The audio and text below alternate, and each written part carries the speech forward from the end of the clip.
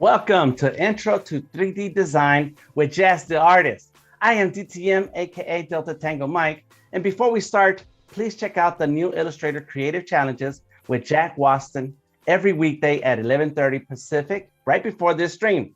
Tune in and challenge yourself with a new prompt each day. Today, we have the multi-talented Jaz Da Artist who will be sharing some masterworks in 3D. Oh, Jaz, please share some bits of what you did yesterday and what can we expect today? All right. So for anybody who wasn't here yesterday, I'm Jasmyn Johnson. I go by Jaz Da Artist on my Twitter and my Instagram. I would coin myself just a digital artist, but you heard DTM. He's throwing multi-talented in there, and I'm not courageous enough to take that title, but definitely a digital artist because all of my art is in that digital medium. I like doing 3D design, VR art, little illustrations. I've been kind of hefty in the NFT space for a little bit, and that journey has been amazing. You can see a little bit of my designs here on my website as well as on my Behance profile.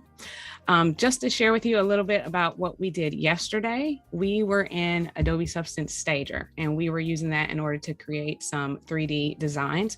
We were also utilizing some free models from Adobe Stock and pulling those into Stager. So if you weren't here yesterday, this is what we were able to create. Again, using some free models from Adobe Stock, using some of the built-in 3D models that are in Stager, and then we took it out and put it into Photoshop just for a little PP post-processing, and there we have it. So we are going to essentially be doing the same thing today, but with a little added bonus because we're going to jump into Adobe Substance Sampler, which allows you to create your own materials. So Stager has a whole bunch of materials that you can just drag and drop on your models and use them in order to kind of create the look that you want your scene to have.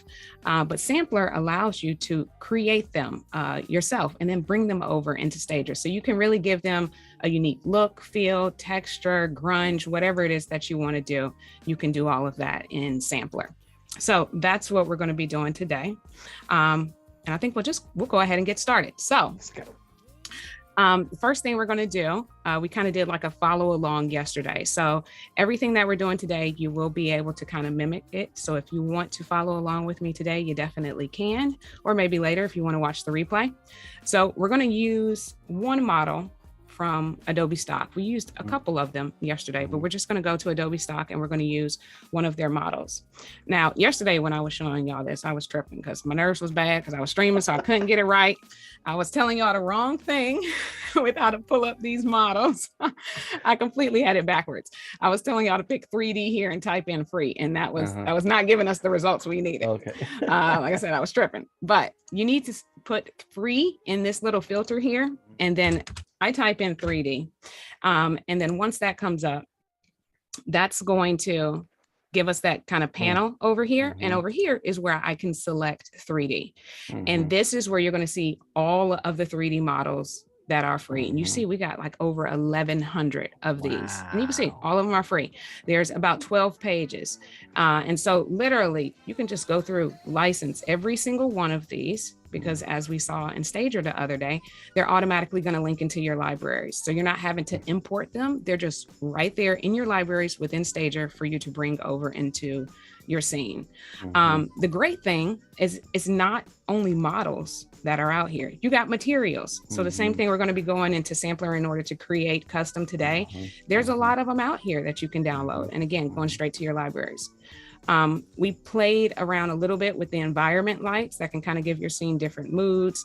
They have those in here as well, these HDRs that you're able to kind of pull in and light your scene. And again, all for free. Who doesn't like anything free? You know what I'm saying? Again, 12 pages full. So the one that we're going to be pulling from here today, it's just a pipe. It actually looks like this one that I just passed, but without these swirls in here. So we don't really want those. So I'm going to see if I can search for it by just typing in pipe. Yep. And because I still have it filtered on 3D over here, it's just going to look for those. So this is the one that we're going to be using, and model straight pipe. You just click on license and it'll go ahead and make sure that that's over there in Stager. That's really the only one that we're going to need for today. And then everything else, we're going to be using the models that are already inside of Stager. So Okay. Let's go ahead and jump into Sampler. So you'll notice inside of Sampler, it looks kind of similar to Stager. You know, we got the panels on each side that we're going to end up working with. We can see some of our tool icons over to the far left, as well as some over to the far right. So very intuitive. If you're working with Stager coming over into Sampler, you can kind of expect certain things to kind of be in the same area.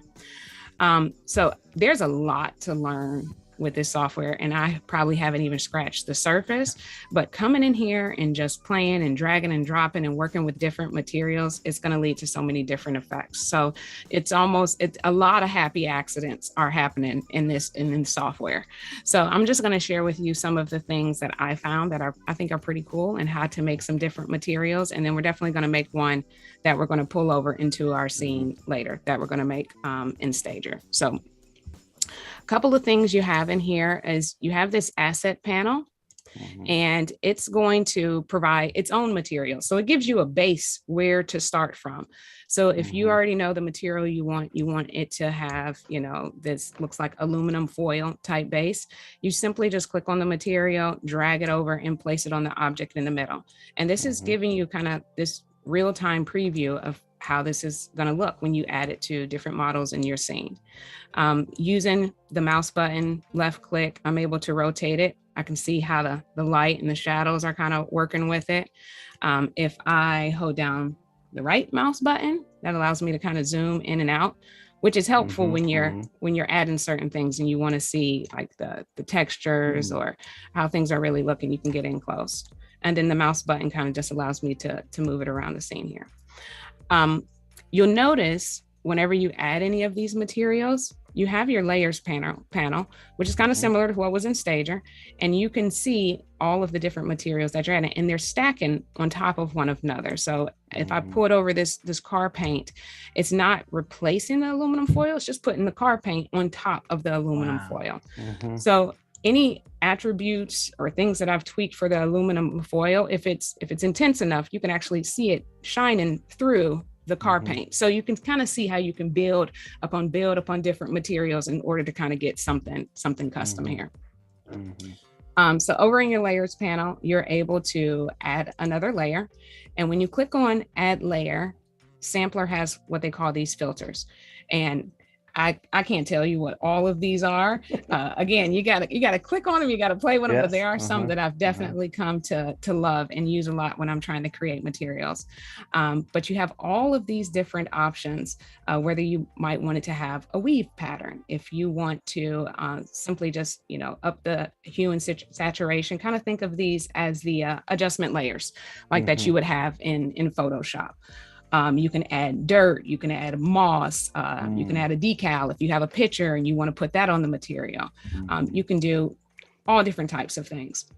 These filters are also over here under your libraries. So right now we're on materials, but if I were to click on this icon of this little kind of half circle, these are also where the filters are. So you can see them and you can search for them over here. And again, you can just kind of pick them and drag them over onto your object in the middle. So a lot of different options here. If you don't want to work with a circle, sometimes you might be coming in to create a material and you want it, maybe it's a fabric. You want to see how it looks on something different than a circle. They have a couple of different objects that you can pull into your viewer. Right now we're on sphere, but if it was maybe, you know, like I said, a pattern of some sorts, and you wanted to know how it was going to look on clothing, maybe that's what you were creating it for, a mock-up for, you know, a branding company. They gave you some designs. You want to see how it looks on a shirt. You can create the material, and then you can see here how it looks on there. But it's a whole bunch of different ones. So depending on how you want it to look, shoes, all of that good stuff. So a lot of different options. All right. Amazing. So I just have to interrupt. So this is all amazing. It's all right there. It's all right there, waiting for you to use it. All right, let me get this shoe out of here. I don't want this shoe. We're gonna go back to our sphere. I don't want that shoe. All right, so I'm gonna go over here to the layers panel. I'm gonna get rid of some of these things. I don't want the car paint. As easy as clicking on the trash can, getting rid of it. Matter of fact, we're just gonna go back to where it was in the beginning. And we're gonna add a base material. And basically this is the foundation of the material that I'm using. Do I just want it to be this default material? Maybe I want it to have a kind of a brick texture to it, concrete, fabric, wood, tons of different things you can start it with. I'm just going to go ahead and pick base material and then show you some of these filters that I think are kind of pretty awesome. We're going to go ahead and give this a color. So now that I've picked the base material, I can click on color and I don't know, we'll just kind of make it blue. And even from right here, just with the base, I can decide, you know, the roughness, matte, or if we want it really glossy, if I want it metallic, ambient occlusion, if we want to mess with how the light is going to be reflecting off of certain things, we have all of those different type of options. So normally kind of just set a base color. And then one thing that I like to use, if I'm trying to maybe create like a tile floor or something, they have one that allows you to create these different tiles. So if I were to click on floor tiles, it's going to add it to my layer, and you can kind of see the effects that it's having on here. It's kind of added, you know, me some tiles here. Now, every filter that you add, you're going to have these properties that you can always tweak, and some of them get really extensive, allowing you to kind of do some crazy things here. If I go down to pattern, right now we just got square tiles, but we can select hopscotch tiles. I didn't even know that's what these were called, but you can see how it changes the, you know, the look of it. We got basket tiles. I can select how many tiles I actually want. So if I bump up this slider, you cha-cha slide it to the right. That's right. I can get, that's right, cha-cha slide. That's how you know. You know, I got 12 of them showing up here. Let's look at some other ones. We got diamond tiles. I really like this herringbone. I think those are pretty sweet. Let's reduce a little bit, some of those. Hexagon, many different options here to make it look unique. Then I can get down into some more detail with the gap. So if we zoom in, you know, you see, you got kind of like the grate, not that far in. You see, I got the grate in between the tiles here. So you have control over what color you want that to be. Let's go ahead and make it something crazy like pink. Oh, wow. You can adjust the width of the gap. So you can really see how you can start creating something. You know, maybe if I was putting this, you could create scales if you had a model snake that you wanted to put something on. I mean, there's so many different ways you can use it. You can choose whether you want the gap to actually be metallic. I just turned off metallic, but if I turn it back on, you can kind of see that it has that, how it reflects. You got a bevel. I mean, the options are just endless. And that kind of gave it a nice little raised height situation in there. It went from looking like the planet Earth to a soccer ball. Real quick, right? Yeah. Then age, and I think this age kind of just allows you to get some, you know, some wear and tear on it.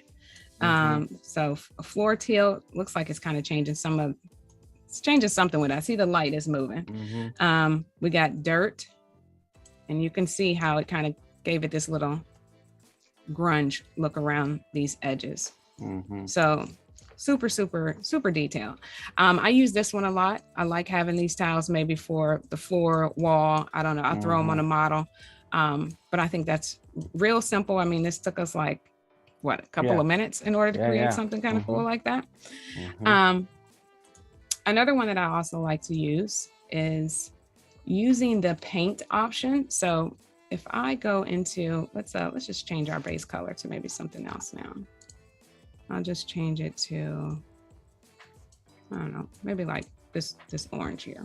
And then I'll go into my filters, and we got paint. So add paint on top, and let's make this, I don't know, maybe we'll make it, oh, I went back to base material. Let me turn that back to orange.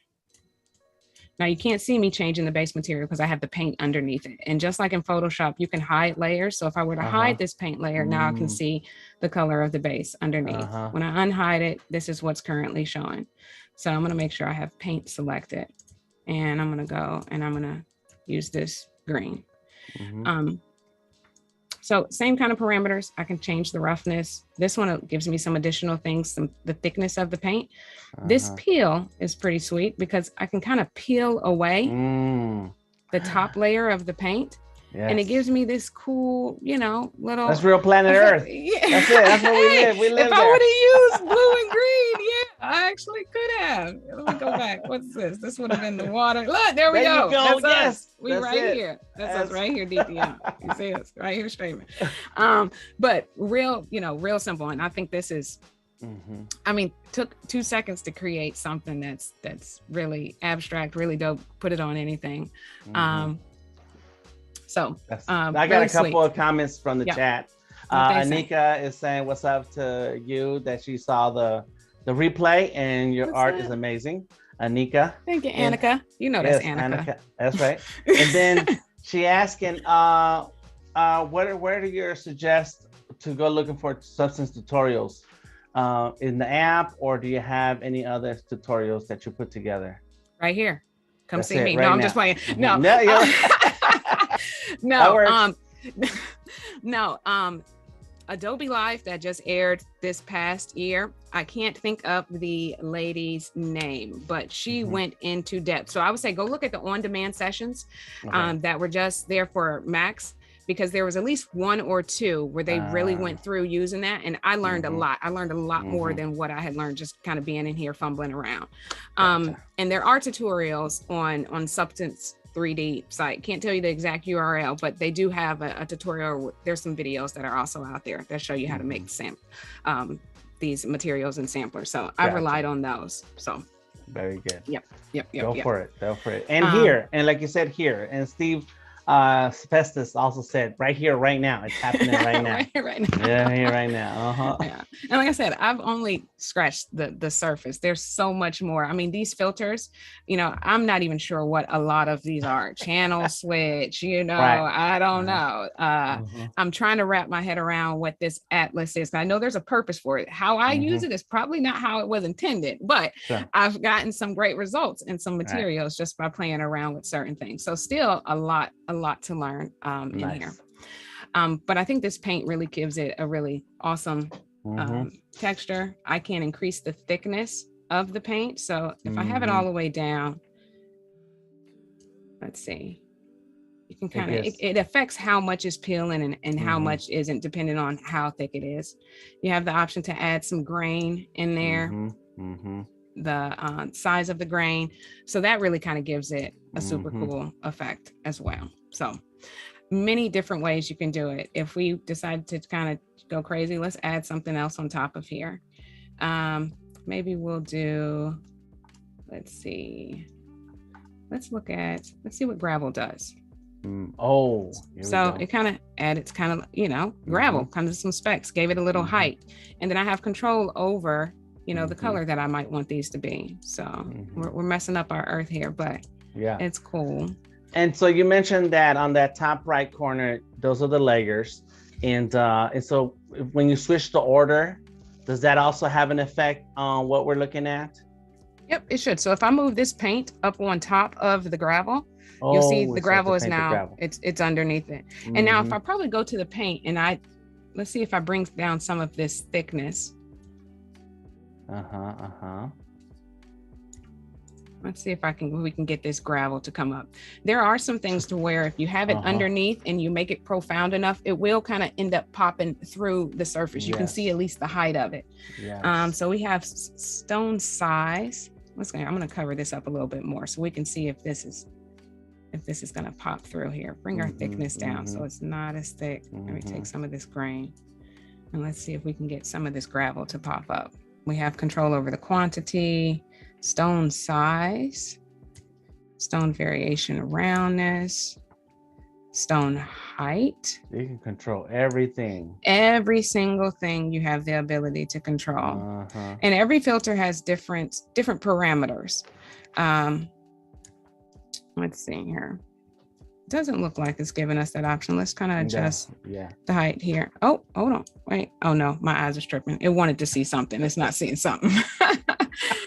And can you bring in textures via Adobe Capture or any other, or it's just through Adobe Stock? So you can bring in pictures. Matter of fact, let's look at that, because you can import an image and it will use artificial intelligence in order to kind of map it to that shape, and then also calculate the shadows and all of the lights and things like that. And for that, it does require a certain type of graphics card. Let's look at that. Okay. I'm going to go ahead. We're going to get back down to our, matter of fact, we're just going to get rid of the base material. And you'll notice here, it says to start, drag and drop an image or a material, or click here. And you'll have this dialog box pop up asking you for that when you first come into Sampler. So I'm just going to click here and I'm going to find something random. Let me just find something random here. Thank you all for the questions in the chat. Allison, appreciate that. Bruce. Allison is also asking, is there sequence? sequence, yeah. So let's see. And this now we're just being funny here, but I'm just pulling an image in. So I'm going to use the image of what we created yesterday. And so I get this dialog box asking me, do I want to transfer an image to material, multi-angle to material, texture input and whatnot. And I haven't played around with these too much, but bringing in any type of image and using this option here, again, it says AI powered. So it's going to be doing Adobe Sensei going to do his thing when I hit this import button. So it'll go ahead and do some things. You can see it kind of it's working. It's loading over here. Yep. It has already assigned a base material. And I think I have this height pulled all the way up. So that's why it's doing that. So you can see it took that image that we had from yesterday and it's kind of mapped it onto this here. It's all wrapped around, kind of crazy. But there are ways that you can go in and using the filters, you can tile it so that you end up matching up these seams and blurring these seams out. So it ends up being just one material that's ran together. If we were to take this and maybe kind of look at it on a material, and then from there, I mean, you can start adding in other materials on top of it. Let's see if I can go down and... Wow, Voodoo Val says, wow. I got to. And Bliss Art is confirming that you can create materials with Adobe Capture. So there it is. Get your Adobe and on. I would think you would be able to bring them in here with no problem. I mean, you create them in the app like any other material, and I can import materials that I've downloaded from Adobe Stock. You know, if I make a material here, I can import it back in. So that definitely makes sense. Let's see here. If we were to put,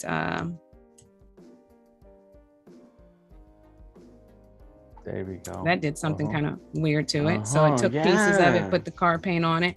You know, anything weird and crazy, you can come in here and just play around and you have no idea what type of results you'll end up getting. That actually doesn't look too bad. Yeah, that's nice right there. Yeah. You know, there's I need no a jacket of that material. You see the jacket? Let's see what it looks like. I need a jacket. Yeah. There you go. Here go a shirt for you. There we go. That's right. And then we're going to get you some matching shoes. All right. So, okay. So let's go ahead because we do have to get into Stager, but the whole purpose was to show you that it's not only fun, but the options are unlimited, and it's really intuitive to come in here and start just pulling over certain materials and just building from that base. Add some filters, slide them sliders and see what type of results you get. That's what I've done in a lot of cases. And then use those tutorials to kind of fine tune so you understand, you know, what it is that you're doing, how it works, and then kind of just polish up everything. So I'm going to go ahead and delete these, and we're going to go ahead and create this material for our scene that we're going to stage. So I'm going to get back to this circle here. And the first thing that I'm going to do is we're already on our base material, and that's what I want to use. I'm going to use this fill here, and I'm going to assign this. I just want to do a base color, and we're going to look for kind of like this. I don't think I want kind of like this pink here. And then we're going to do a metal finish. I want to make it metallic. I want the light to kind of be bouncing off of it. So filtering, clicking on that add layer, having those filters come up, and then literally just kind of searching metal. So I have some parameters here for metal, and they have actually a lot of different kind of custom ones: silver, iron, gold, lead, mercury, you have all different types of things you can pick in here. We're going to keep it that natural color. So it's pulling from that pink that I have underneath it. I have different finish types. I got polished, sandblasted. Wow. That's kind of really nice. Grind it. Ooh. That's interesting. Yeah. Raw. So a lot of different things. We're going to keep it on polish. I want to make sure it's really metallic. So I'm going to pull this roughness over here.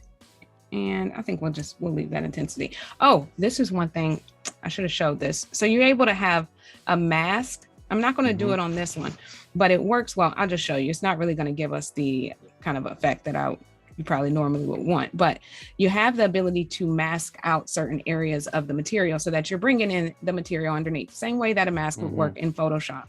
So under a lot of these filters, you'll see you have the option for a custom mask. And you can upload an image. If you have a black and white image that you've already created and you know the areas that you want it to mask in and mask out, you can just upload that image. But then you can also use this brush. So when I click on this brush, it opens it up where I have 3D on one side and I have the 2D image of it laid flat. I can select my mask color. So we know white is revealing, black is going to hide. If I were to bring it over here to black, I can select my pen size. And then let's see if it gives us the effect that I want here. Because I have, what am I on? I'm on metal. Yep. So it should be, let me switch over. There we go. I was on the wrong one. So if I were to, now, this looks crazy, but you get the premise. You can have certain areas show the material that's underneath. So it's really nice if you do have an image already that you've designed that's in black and white. So you know the exact maybe decal or image that you want to shine through. You can literally upload that image, or you can come in here and you can play around with the brush. And so it's just those areas now that are going to show metallic, since that's what we have. Right. You kind of like erasing or doing the masking, like you said, and then it's showing the background. And you could do the Earth. Then that means we can do the planet Earth if we sit there and draw the continents. Yeah. Let's get this out of here. We got a couple questions or comments in the chat. Bliss says, I've been playing around with Sampler because I want to add 3D materials to my subscription. Yeah. And so then that means that with the stuff you create here, you can add it to your library. Yep. And so Misty's question, Misty says, can you make something in this program and import to Illustrator? I think. I don't believe so. DATM, you might have to, I know you are illustrating. What type of formats do they take? Because when we export this out, this is going to come out in an SBSAR format. Okay. And now there are some different formats. TIFF format, I'm not sure what people use TIFF for, but I feel like Illustrator takes that, but I'm not sure what Illustrator can do with it. Right. So Annika says, yes, you can bring in materials, but that's going to be the thing. I think that as long as it's in your library, there may be some things that you can do within Illustrator, because Illustrator also supports 3D to some extent. Yeah. But I don't play with 3D stuff. To me, Illustrator is about flat 2D illustrations, and that's it. But So let's see. This last filter we're going to add is this moss filter, and I'm going to close out this 2D view so we have just this kind of here in front of us. All right, and we are going to, let's see if we can get some of this moss to show up. Let me open up some of these parameters. Overall, all right, so change in the moss reparation. Is it reparation? Repetition. There you go. Yes, look at that. It put moss all over. Now that's a little too much. I don't really want to use it like that. So I'm just going to bring over this overall propagation, and it's going to kind of control how much is showing on here. I can change the flower size, the grain intensity, clump size, sharpness, and I just want it kind of sprinkled out. I don't want it too heavy. So bring it down the feather a little bit. The bump intensity is nice because it gives it a little bit more height. And let's see if I can even get this scattered out, maybe just a little bit more. Moss global spread. There we go. And then we want to change these colors. So I want this to kind of be yellow, and then this secondary moss color. So Bliss Art says Moss deserves reparations. And Paul Trani in the house, he says, yes, you can.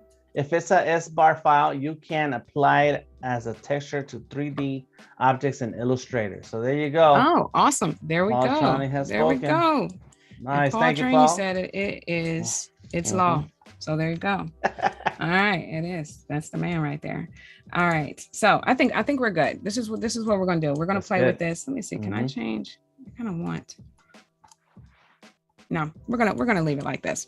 So once you've finished creating whatever material, no, I don't want it like this. Hold on, I need a little bit more. You know, I'm indecisive. We're gonna do it like that. The great thing too is as you're creating materials, you'll start adding some things. We talked about this the other day when you're creating. You're like, oh, I like that. Let me take a screenshot so I know to come back to that. I find myself doing that a lot. I'll start adding stuff and say, oh, I like what I got, but I also want to do this. And you can stack kind of your materials over here. So as I create this, if I know I wanted to kind of use this as the base for my next one, up here in this area, I can just click plus and it's going to give me another material. So I've saved this one and I can go ahead and start working on the next one.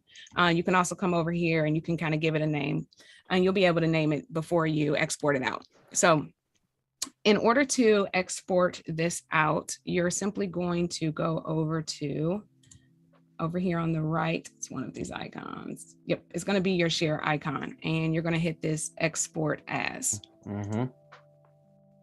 Here you're able to give it a name, give it a path. You see that it's in this SBSR format. I like to keep the resolution at 2048. And then it has these channels that are already checked by default. And this is just what I go with. I go with what it tells me. But if you're a little bit more knowledgeable on some of these things, you may find that it's beneficial to click on some of these so that you have more control over some of these things when you actually pull it over into Stager. So we can just kind of give this any little name. Y'all don't want to see the name of my materials. They're just like pink yellow moss. Anything as long as you remember it, that's what matters. Yeah. So I'll go ahead and name that and then we'll just export it over. So I think that's a fine location. And it doesn't take long. You can see the queue over here. It's exporting. Paul Trani also says, hey gang, a recent update allows you to place art on 3D objects. Think decals in dimension. Wow. A lot of good stuff. Okay. All right. So that's doing its thing. So you know what we do. We hydrate while we wait. Stretch and all those good things. I was trying to remember that from yesterday. Yeah, I couldn't get it. That down. I should have written it down. Yeah. Good notes. Okay. All right. So we have that exported out and saved. So we are now going to transition over into, I'm just going to go ahead and close this out. We're going to transition over into Stager. So I'm going to go ahead and open that up. And then. So would you say that Stager helps you with some of the elements you're going to bring not Stager, the other way around. Sampler helps you organize those pieces you want to bring into Stager. And so then you don't need to spend as much time in Stager getting all those materials on all those little things. You kind of just start bringing in all the different pieces together. Bringing all the pieces together, and then you have all of you've already kind of focused on, what do I want these objects to look like? What type of material? So if I know that I'm going for a specific look and I know that that material is not already built in Stager, then I'll start in Sampler, kind of like how you figure out your color palette maybe before you before you start filling out your sketch or however the illustration process goes. But I would kind of think that that's the first part. And then as you're bringing everything into Stager, that's where you already have your material set and kind of where you're going to be putting everything. So I should have showed you this while we were in Sampler. When we were exporting it out, you saw that there was two options where you can move that material that you just created over into Painter or into Designer. Being able to hit a button and bring it into Stager is not there yet, but it is something that's supposed to be coming. And so I would envision that if you click on that, it's automatically going to open up Stager and then you'll have your material there in your library. Right now it's saved on my computer and I can add it to my libraries through, our Creative Cloud app, or I can just simply just bring it into Stager, but it won't be in your libraries automatically. So you will have to you'll have to bring it into the software. So before we transition into Stager, so I do want to share, yesterday I was giving away goodies and today is no different. There we go. Okay. We're still commemorating this great opportunity I have to stream on Adobe Live. So for day 2, we do have some free materials that I created that are out there on my website. We can drop that into the chat. So yesterday I was giving away some models, some abstract models, and those are still there for anybody who was not able to grab those. But we're also going to be using some of these materials. So if you want to grab some of these, you definitely can. Free 99 as always. And there is a model that we're going to be using in Stager today. And you can download that as well. So if you are following along, there's a free model of a little human that's floating that's going to be in our scene. And so there's a Google Drive link that's going to allow you to download that OBJ if you are following along and you want to use that. So there you are, lovely people. Thank you for being here. Yes, thank you, Jaz, for that. Vudovan has shared a link to the website, so go ahead and check it out. And make sure you follow Jaz Behance profile. Go ahead and click it through and open your window and follow. So what we're going to go ahead and do is I'm going to bring in that material, and it's very simple. I'm going to go into my libraries because you can actually just drag it and drop it. There's 2 ways. If I had a model actually here on the screen, I could go into file, I can go to import, and I can do place material on selection. And then I can just find it and it'll place it on there. But you can also just drag it and drop it into your library. So let me find out where I put that thing. Okay. We do have a question in the chat by Jan is asking, these materials are also compatible with Dimension, right? Yes, absolutely. Okay. Oh, yep. There you go. Those are my baby steps right there. Dimension right there. Baby steps. So that we have this, and Dimension is, very similar to Stager. It was, somebody said it yesterday, but, Stager is just Dimension on steroids. So you just got some added things there. I can't remember who said that yesterday, but that was right on the money. Yes. It might've been Gareth. I think so. Yeah. So let me go ahead and pull this in, this pink, yellow moss, and literally this is just a file. I'm just going to drag it over here into my libraries. Now I failed all of you guys before we got out of Sampler, because what I should have told you to do is to take a screenshot, or I use the snipping tool on my computer in order to take a picture of that material. And I also drag and drop that picture into my library so that I have a visual of what I'm selecting. Because you see here, you just kind of have the SBSAR format. Some of them will come over and you'll actually see the image. Let me scroll down. Kind of like these, if they're coming over directly from Capture, or if you're downloading them from Adobe Stock. But I found that the ones that I'm kind of just dragging and dropping, I don't get that preview. So I kind of make a screenshot and I drag that in here. So I know what I'm adding. So that's always kind of helpful. All right. So we have that in here. And let me just search for it just to make sure we do. Yeah, it's in there. Pink, yellow, what I call it, pink, yellow moss. All right. So it's there.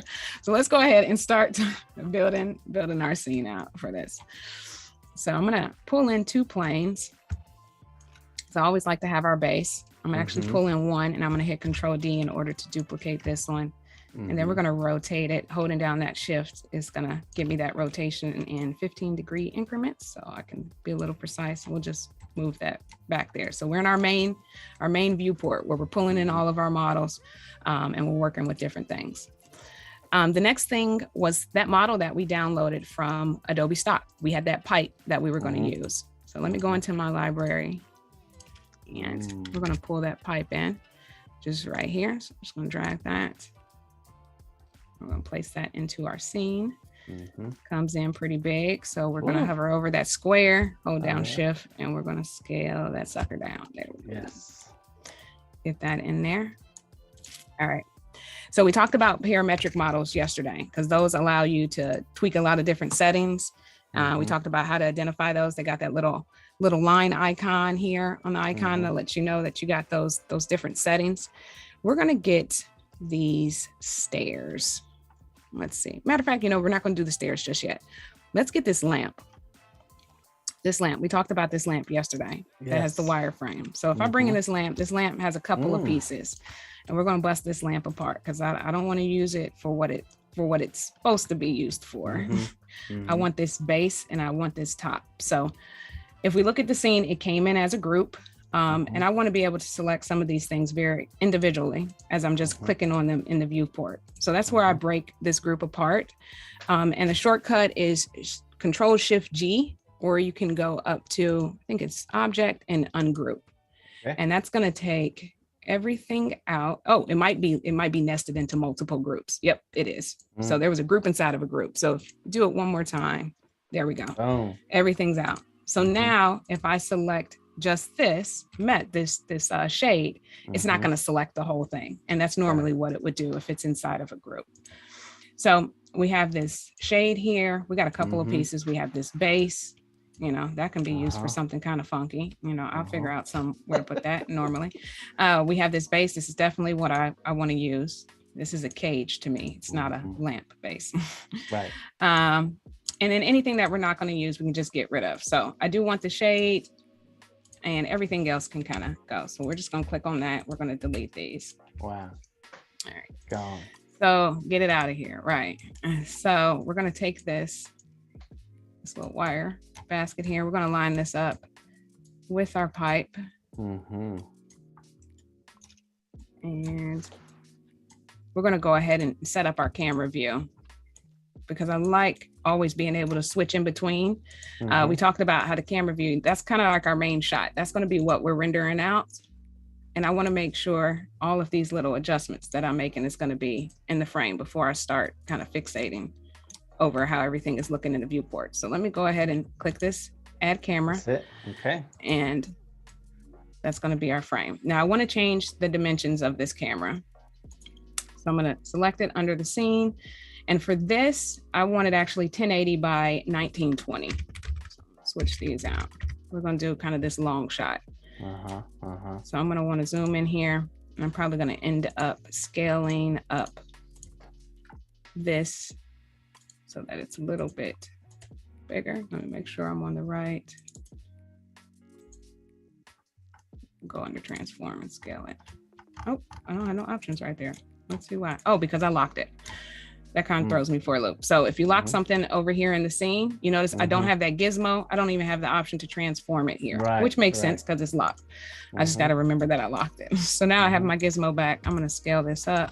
I'm going to scale this one up. I just want to make sure that it's all in my camera view. And if I switch back to my camera, all right, a little bit better here. And then I can start figuring out how big I really need these things to be. I'm going to bring this here. We're going to drop this down. Probably about right there. I'm gonna come back. I see that this wall is intersecting with that. And I don't want that. So a lot of switching back and forth between the viewport and the camera. And we're going to be tweaking this as we start adding other things into our situation. So we talked about these stairs. We want these straight stairs here. Let me go back to our viewport because they're going to come in really big. Whoa. Yeah, super huge. Stairway to heaven. Yeah, that takes it to a different nap. So we're going to bring this down, keep scaling it down so we can get it right in here with our scene. We're going to bring it down a lot. All right. That's cool. Let's scale it some more. And so where I want this positioned is kind of right here. It's kind of stairs going up into this this thing here. Now, because this is one of those parametric models, I got a lot of control over how many steps there are, how high I want the steps to be, all of that good stuff. And if we look over here in our scene and open up these folders, we got a couple of folders nested, but you have so many pieces of this model that you can really get detailed with. As far as, you know, if you was doing a close-up shot of the stairs and you're seeing with people walking up, you have control over what color you want the bolts and the rails and all of these different things to be. So you can really break it down and have it looking really nice. It's not going to be that prominent in this scene, so we're not going to get down into the nitty-gritty of all of those details. But you can see you got a lot there. So as far as options, we're going to go into, I want to actually select the staircase. Just double click on it. I want to see what options we have here for these stairs. Yeah, I like how my house is coming along. I like that. That's a nice tree house right there. Let's see here. You know what? Lots of cool options. And we have some others. You know what? Let me actually let me do this stair. We're going to do this stair. Yep. We got a couple of different stair options there. You got spiral, you got straight, and you have these, I think just regular straight stairs. So these are the ones that kind of give you a little bit more control. So if I bring these down, same premise, we kind of want them lined up. I want stairs coming off of one side and the other. So let's rotate this a little bit. There we go. And then I want the stairs coming off of here. And if I go into this object settings, I can pick how many stairs. You can see it changing. Yes. The height of the stairs, the width, depth, all of that good stuff. So let's make it, I'm gonna make it a little bit higher. We want it skinny. I want a lot of stairs there. And I want that to kind of be matched up right with that. Boom. Get that out of here. All right, and we'll have to tweak that some more. I'm going to use Control D, and I'm going to get some more stairs. Rotate it. And we're going to line this one up with this one over here. Go back to our viewport so we can get a little bit more precise. Yes. If you're just joining us, Jaz Da Artist is creating a scene in Adobe Stager, and earlier shared some insights into Adobe Sampler. Go ahead and try it out for yourself. It's a free trial. I'm going to do that myself already this week. I already got it set on my calendar. Boom. Because you need time. You need to sit there and work on this stuff and concentrate. Yeah. And so, yeah, I need some time. And Voodoo Val's also sharing that it's so interesting to see how she creates things out of different objects. Lots of imagination power happening here. Yes. I never use things as intended. I'll be like, no, I can do something different with this. Right. All right. So I'm just I want this to come up just a little more, maybe sit right here, kind of on the top stairs. We'll have to see how that looks. We'll keep playing with it. Let's get the rest of everything else in here. All right, so we have our little cage thing. We got these stairs. We're also going to pull in, this is a pretty awesome model. It's we have some foliage over here, and it's the same type of one of those models that allows you to tweak those settings. So let me pull this over here so we can see how wild we can get with this. So if I look over here under the properties, same things kind of, with the height and all of that, the scale and whatnot, but then you can control the bend of these. Look at that. Of these plants here. How many branches? You can give them a lot more branches. Yes. Just a few. Leaves, all of that good stuff. Stem. And then you can just, randomize it. If you kind of set the scale and height, all of those things as you like it, then you can kind of just randomize it and see what type of different orientations it gives you. So that's what we're going to use. We're going to have this coming out of this pipe in the middle of this, in this little cage here. So we're going to pull that in. I'll get it close, and then I'll switch back over to my camera. That way I can really kind of line it up with how I kind of want it. And then from there, I can play with how many branches look okay, how I want it to kind of be spread out, and see how it's interacting with the other objects. I don't want it overlapping here with these stairs. So let's pull it up a little bit more, rotate it a little bit, and we'll keep it just like that for now. And we'll see how, it's kind of interlocking with those stairs. We'll have to make some tweaks. Maybe we got a little too much bendage over there. Let's bring it up a little bit. Keep working. All righty. So let's go ahead and bring in, oh, we still got our lampshade out there. So our lampshade, we're going to be using this kind of as, it's not necessarily going to be a light source, but this is where we're going to put our spotlight that we're going to use to kind of illuminate the scene. And I want this just barely sticking out the top of the scene. So I'm going to get it over here. I'm going to scale it down a little bit. Let's see what that looks like. All right. And if I go to transform, I think it's probably already pivot points already. Oh, let's see at the bottom. Trying to get that pivot point to where we can see it so we can move it in our scene. Damn. Right there. There you go. And we'll move it up just a little bit more. All right, we'll work with it right there for now.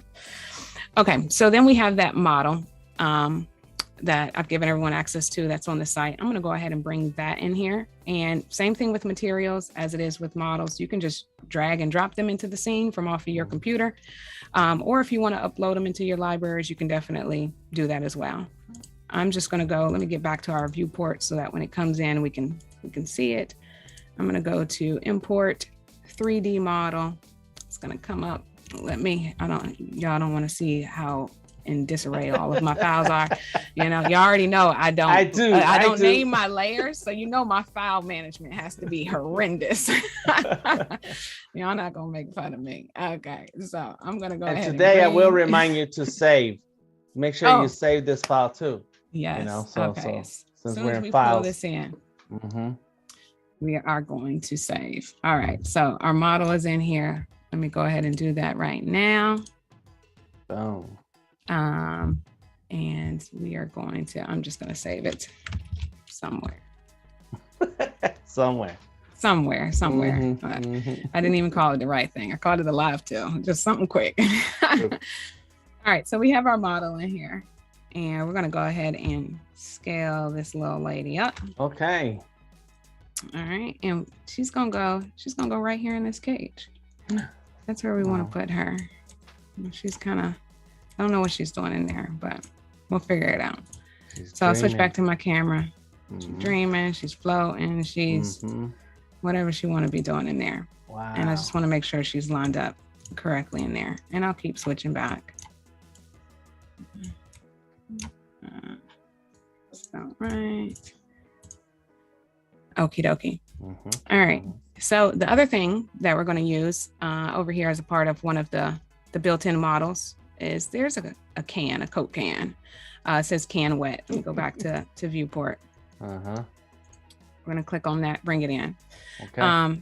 The can is cool, but I really only use it for the water drops. That's what I like. So I'm just going to very creative. I'm just going to open up the photo over here in the scene. I'm gonna get rid of this pull tab. I'm gonna get rid of the wet can, and it's the droplets. It's the droplets that I'm after. So I'm gonna scale these up, and that's what we want. We want these droplets to be in here, but I want to scale them down. I kind of want to make it look like they're coming out of this shade here, and kind of falling onto her. That's the look that I'm going for. But then I don't want them so congested. So I feel like I can't scale them all the way, scale this all the way down. I want them spaced out, so I may have to make it a little bit big, but we're going to keep switching back to camera so you can see how things are lining up, and then you'll know for sure what you kind of have to work with. And is this one of those files that you can change the amount of drops, like you did the stairs? I forget what you call that name. Where you can change parametric models. Yeah. This one is not. This, if I look at that can, let me see. Yeah, it's it's just can wet right here. And so not for this one. Gotcha. And that female model that you brought in, that was not in your library. You had that as an external file that you brought in to the Stager. Yep, that is correct. Now I could go into my libraries, open it up, and I could drag it right into here, and then it'll always be there. So you can definitely, add them to your libraries, and they'll be there, whether they come from Adobe Stock or from somewhere else. Yeah. All right. So let's kind of get this lined up. There we go. And we'll see how that looks once we start adding all of our materials and whatnot. Okay, so I think we got pretty much everything in place. And we're going to start adding some colors and things to this. So this back piece here kind of got a color theme that I already have in mind. Okay. So we're going to use this default material that's already on the wall, which I think is just normally this default material that's already there. Everything is kind of that default once you start adding models. And we're going to use this base color. The hexadecimal is, I will tell you in just a moment, gotcha. AA11E2. AA1, what did I say? AA, I can't even follow my own directions. I'm like, what did I just say? AA11. E2. Let's see. There was a two in there. That is the correct color. All right. So we're gonna do that. Oh, that's nice. Allison is asking, where's the Google file link? All of this is from Adobe Stock. So for the model, yep. So for the only thing that we downloaded today from Adobe Stock was the pipe here. So that you can get from Adobe Stock. The rest of these, minus this little lady model that's floating, is already built into Stager. And then for the lady model, you can actually get that on my website. So if you go to, that's if you go to, it's right there with the material pack as well. And I can bring it back up just again. So if you go to my website, Jaz Da Artist, JZDA artist.com, Adobe Live, you'll see the free materials, but then also right here, model download, and that'll just take you to where you can download it. And if you haven't downloaded the abstract pack from yesterday, do that as well. So. Get on it. Thank you. Thank you for that, Jaz. I appreciate the question, Allison. There you go. Thank you, Voodoo, Voodoo Val, for the links. Thank you. So, all right. So next thing, let's add some materials to this foliage here. And you can drag over the materials, but everything has that default material to it. So you can always just come over to materials and you can just add your color here. You can play around with the roughness. These are just already set. So they already have, and some of them are those parametric models, not models, but they are parametric to where you can change all of those different things. So you have a little bit more control. But sometimes it's just as easy as coming over here, finding something that's close. I told y'all yesterday, I use this gloss paint a lot. I'm obsessed with it, along with that paper pattern that we were playing with. So I'm going to drag the gloss paint over here. Just because I already like the settings, I don't have to go in here and play with the roughness and the metallic and all of the specular level. It's already set the way that I kind of desire. So I'm just coming in and I'm just changing the color here. So we'll use about that color for that. We'll put, now there is a material that you guys won't have, but you can kind of mimic it. I love adding gold to a lot of different things in my artwork. So there is a gold one. And I think I downloaded this from Adobe Substance Source. So when you subscribe to the 3D suite, you not only get, of course, the 4 applications, but you also get access to Adobe Substance Source. There's 2 of them. There's one that's community, I think, where a lot of people upload materials, but Source, you get access to that and you get an allotment of credits to use every single month. That roll over, and there are tons of more models, tons of more materials, atlases, a whole bunch of different stuff. And so I will go on there a lot and I'll just license. But this is where I got that one from. And I love using this one. So I'm actually going to take this and I'm going to drag it over here to the stairs, or I can just click on the stairs and I can add it. And you're really going to see this shine once I turn on ray tracing.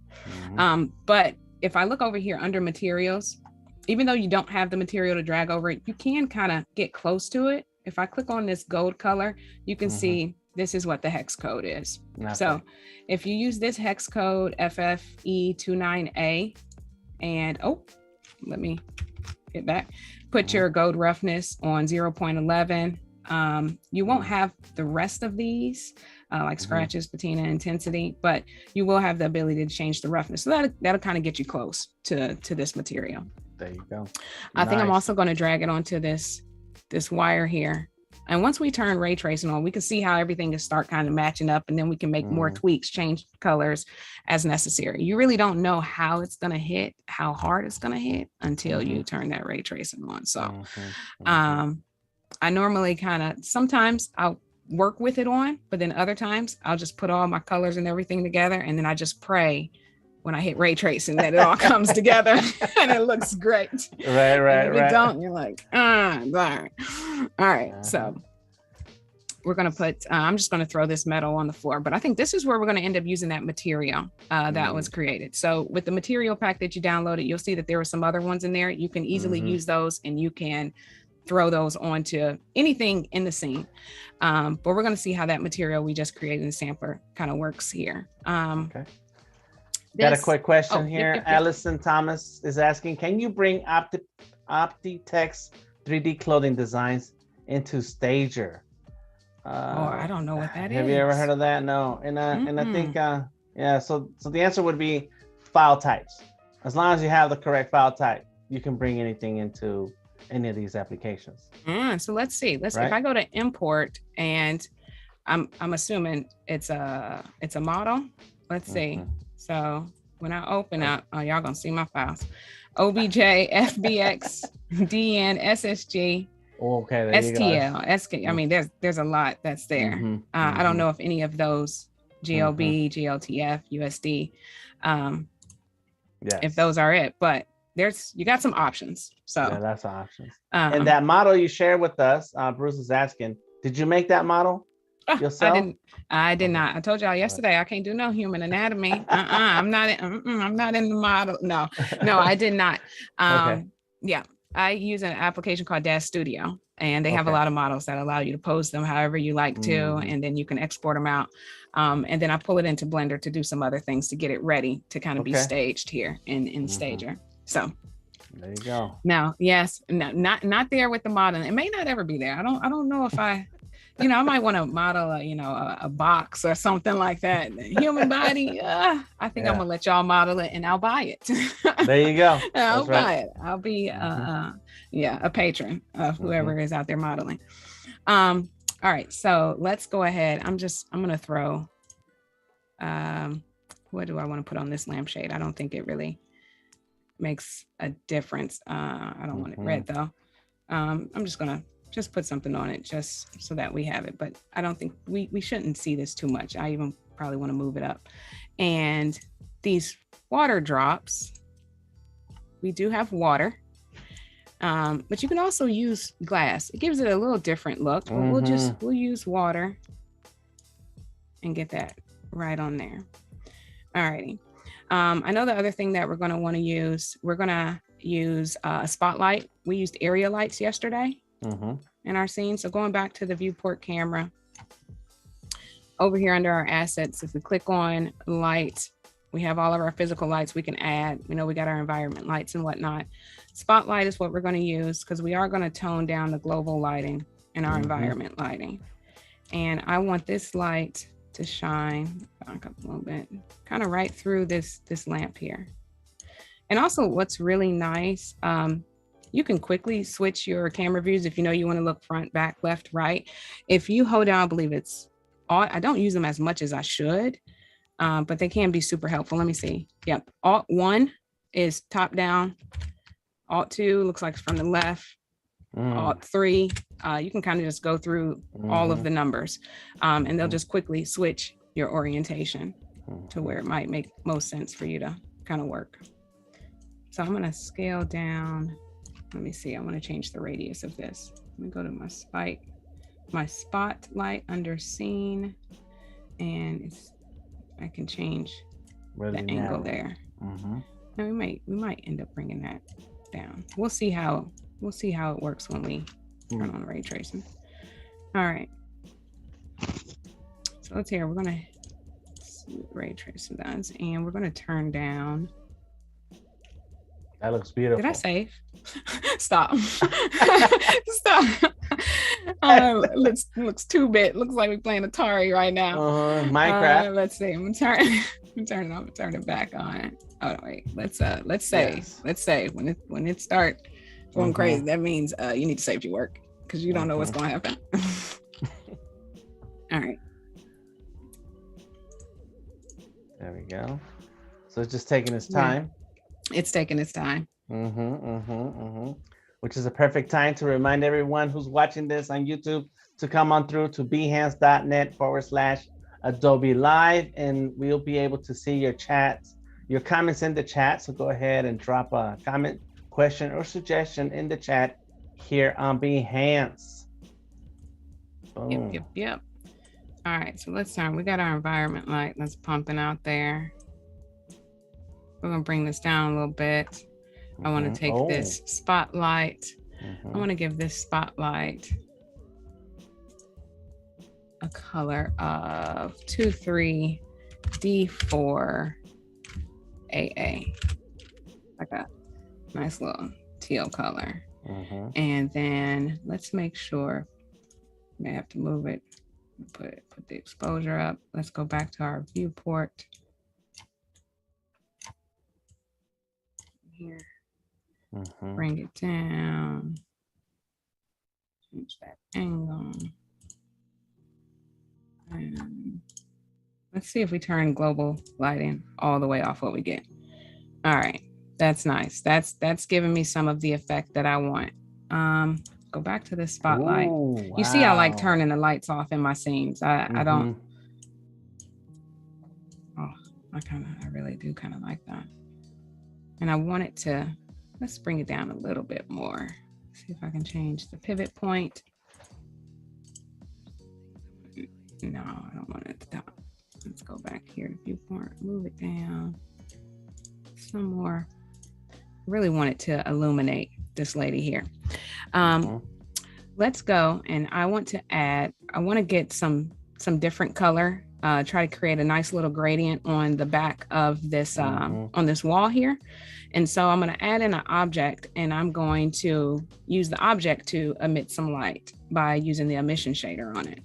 So if I go, and I'm just going to use a sphere for this. Okay. We're going to bring in a sphere, and I'm going to scale it down, but I'm going to use this as a light source right behind this pipe to kind of give it the look that this pipe is, it's kind of emitting light, but it's going to be shining up kind of against that wall to give the wall a different color. That's what I'm hoping for. So I'm going to take this sphere, I'm going to change the base color to this, like an orangish yellow, kind of what I want here. And then I'm going to go down here to this emission shader and select it and bump up the intensity. So you can see it's glowing in our scene. I'm gonna make it a little bit smaller. And I kind of want to bring it right back there. And then I'll have to play with the intensity of this to see. I don't want it too crazy, but you can see how it's kind of giving that gradient. Yes. Yep. Yes. Let me go back to it. And let's see, you can see if we pump it up, well, that looks really nice. I really like that there. All right. I really want more light coming from this spot. I want it to be like this beam of blue light. And I think I want these dots, I want them to maybe be a little bit more profound. So let's go back to our spotlight. And let's see if we can bump this up. Let's see if we change the radius. Oh, if we change the radius, we might need to bring it down. So bring it down a little bit.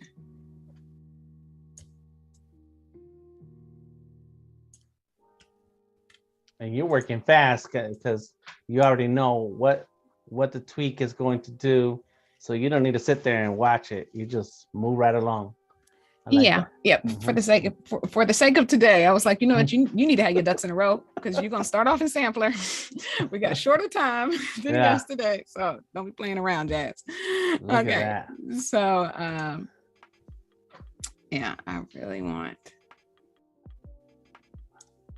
really like how this how it's giving off this different color effect. This is actually turned out a little bit differently than the one that I had already prepared, but I'm feeling it. So let's look at that material that we created, that we played around with and we created. Okay. So 2 ways I can bring that. Well, I think I already brung it in. I did. It's over here in my materials. I did go ahead and drag it into the libraries. But if you were downloading those materials on your computer and you just want to bring them in that way, maybe not put them in your libraries, it's as simple as just selecting. You do have to select the object that you want the material to go on. So I'll just select this plain floor. Go to File, go to Import, and then place material on selection, and then just simply find where you have that material. What did I call that material? Pink yellow moss. There we go. And then it'll come in. So it's going to come in and it's most likely going to be big because whatever you're putting it on is probably a lot smaller. So you can adjust, you can allow it to repeat in order to kind of scale it down. So over here underneath the properties for the object that I have it on, under material, you're able to change a couple of things.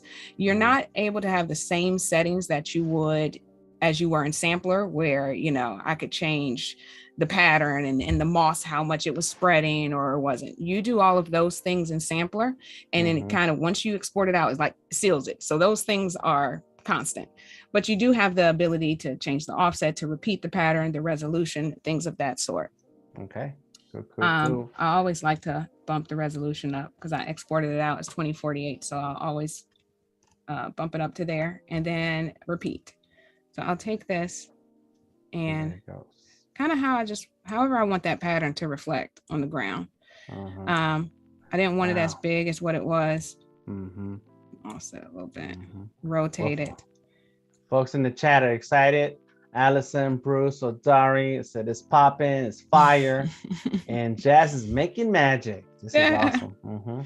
Let's see. I have this sphere in the back. I'm gonna play with this. Me raising this up. I don't. Kind of making it look like it's in. Kind of like it's in the pipe, but it's really not in the pipe. It's actually behind the pipe. If I were to put it in the pipe, then it's not going to emit that light onto the back of it. And that's where I was saying, you know, when you look at your viewport, stuff is going to look crazy. You know, but we're not concerned about that. We care about this particular shot. Yes. Bruce says feeling those shadows. Yes, those, as soon as those shadows came in, that like you want to keep that. That's awesome. The ray tracing makes a big difference. I'm going to take this spotlight and I'm going to duplicate it and let me save. Save, yes. So the spotlight, as far as the intensity, you can only take it up so much. So if you find that you want a little bit more, I just duplicate the same light and then use that one to maybe add a little bit more light. Go back up. And then the same thing that we did yesterday, once we exported, taking it into Photoshop to do those kind of 3 adjustment layers that I always do. And then also kind of look at some of those LUTs and see how that kind of transforms. You know what? Oh, let me take this light and actually put it here, I think. I kind of want it to illuminate here. And I don't think I want this so much in the scene, maybe. Let's see. Nice. I'm going to use the dolly tool just to try to figure out exactly Garrett how says, jazzing it up as usual. And Steve is saying the potential for big fun with substance is huge. Voodoo Val says, this is looking so good. Yes, looks amazing. I don't know what I would do in Photoshop. I know you say you have your extra tweaks, but like I'm looking at this right now, like I think my job is done. You know, it very well could be. I was, you know, I always heard a lot of people would take their 3D art and they would export it into Photoshop to do their post process. And I was like, man, I'm not going in there. Look, once I export it out here, it's done.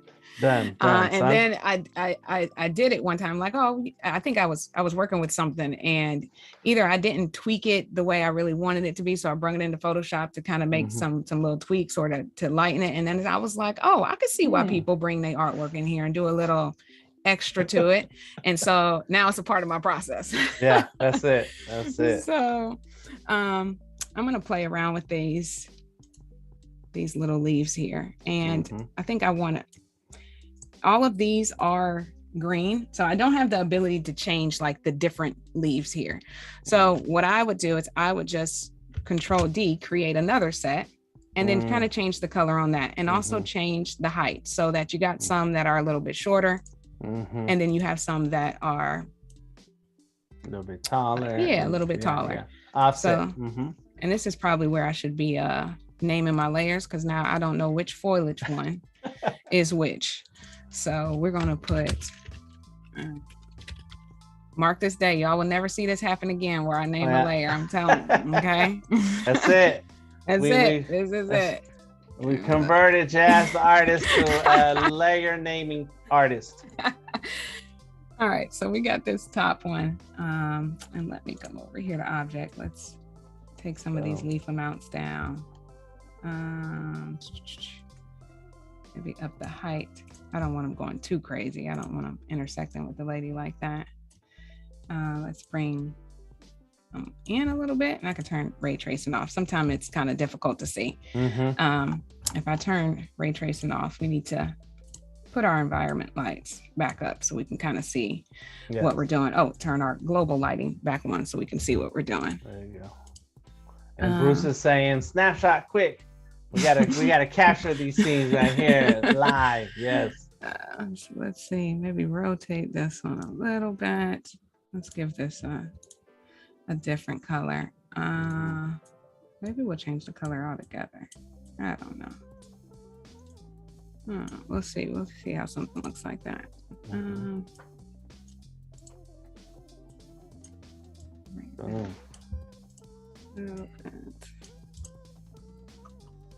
All right, put our ray tracing back on, and then let's bring our lights back down. And it doesn't look bad with the environment lights. You can definitely go through and do different environment lights. We were talking about that Studios 80 horror. That was pretty cool. I mean, they all give it a different mood. That one's really nice. I kind of like how the reflection off of the stairs look. Yes, Steve says there's some good apps for world building in sci-fi scenes. Yep. So yes. I'm gonna take these back off. Over here. Bubbles. All right, awesome. So let's play around with showing you some of those materials that are actually in that pack. I've moved a couple of those over onto my libraries. We're just going to drag and drop some stuff in here. I'm going to try to keep, don't want to go in that far. Maybe about right there. Let me get my dolly tool back out. And just see how some other materials might change it up a little bit. And your camera shot for this is kind of narrow, so that's more like a wallpaper for a phone or something. Yep, it could be. I'm not sure why I exactly decided, and maybe it probably was just because of the actual because I wanted these stairs kind of going up. I wanted this to be the main thing. Could I have switched it to the 1080 for Instagram like I normally kind of do? Yeah, I would have just had to make sure, I would have had to just frame it for that size. But yeah, no really rhyme or reason as to why I picked that particular dimension, but yeah. I would like to be able to kind of how I was talking about in Sampler, where you're able to start working on material and then kind of save that material without having to export it out right then and there, and then go ahead and create another one. You can kind of start from that same base. That would be great here, because I find that it's like, I like the way this looks, but I also want to see some variation. I want to throw some other materials on there. And sometimes it's hard to get back to that original idea that you had if exploring and trying different things didn't work out. So is this where you start to make a file version, save as a new file? Yep. Save one, save one, save one, and then I don't know what nothing is. Which one is which? Yeah. So, all right, let's go in here. So some of those materials, there's this green goop one that's in this pack, and this is kind of, I don't think I can click. No, I don't want to click that on. Let me hit Control Z. If you click on an image, it'll take that image and it'll make it kind of like your background. And I mean, that may be something that you want to do for certain scenes. You'll see where some people have, imported a picture of clouds and they have that in the back of their 3D scene. So you are able to bring over PNGs and JPEGs and pictures and make them a part of your scene. And clicking on any of those will just automatically assign it to your background. I don't want that. And that's one of the problems I have when I upload my pictures next to my materials. I'll try to drag over the picture and then I end up adding it. But this is what I want to add. So I'm just going to select this background and use this. So this is one that's in the pack, and you can see it kind of has like all of these cracks in the wall. It kind of almost matches that floor pretty good of that other material that we made. And don't ask me about my names. I don't know why I call them. It's the first thing that come to mind. Normally it has something to do with the color, but green goop, I don't know. But that's in that pack. But if I were to scale this down, I do like dragging over certain things and just seeing what type of mood does it give the artwork? How does it change it? And I'm not actually against that one. I'm kind of a fan. I think I would see if I could change this light, something like that, and that kind of gives it a nice feel. That's actually not really bad. Let's see if I were to change the floor. We talked about how to quickly change another material to something else in your scene by just selecting whatever that object is, hitting the eyedropper tool, and then just selecting the other one. And that does it. I actually really kind of like that. See? All the options look awesome. Yeah. Now this might be too much. I don't know why I'm gonna put the glass on the stairs. Yeah, I figured that might not. Yeah, but you got to try it, right? Yeah. you don't know what's gonna happen, but I do kind of like the way that looks. Let's see this one. Oh, going back out. And every different version, Voodoo Val is loving it. And Voodoo Val. That's right. Hey Voodoo. This one is Gumball. I think I made this one. This was a combination of moss, and I think I used the Atlas. Taking the Atlas in Sampler, and really that's like see if I can find a good way to describe it. It's almost just like it's like objects, but they're scattered out.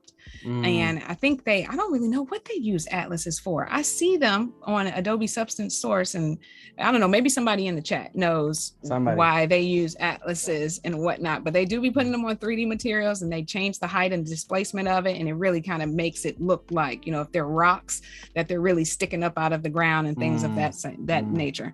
But again, just playing with it, throwing things together, I was able to use one of those and put a material on top and then change the height of the atlas so that it was popping through the actual layer of the material that was on top.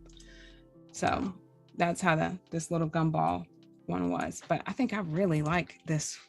I think I really like this one.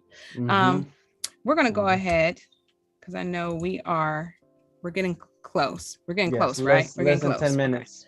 Okay. So let's go ahead. We're going to take what we got, and we're going to go ahead and render it. Let me make sure we don't need to add anything else. I don't think so. I mean, we could always keep going back to it, right? Our job is never done, but we're going to go ahead and render it out.